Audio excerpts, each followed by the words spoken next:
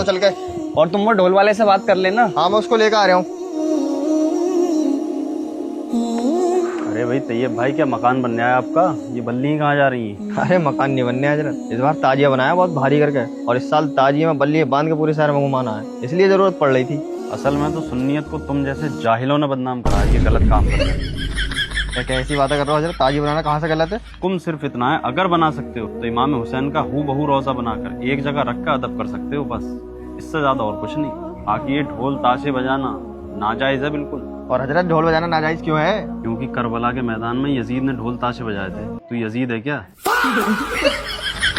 अरे ढोलकिए। अरे हजरत ये सब ना करा तो हम क्या करें उनकी याद में फिर? उनकी याद में नमाज पढ़ो, 9 और 10 तारीख के रोजे रखो। और अब सुन मेरी, अगर तू ताजिया घुमाते हुए ढोल बजाते हुए मुझे दिखा तो ढोल मैं बजाऊंगा, वो भी तेरी पीठ पे।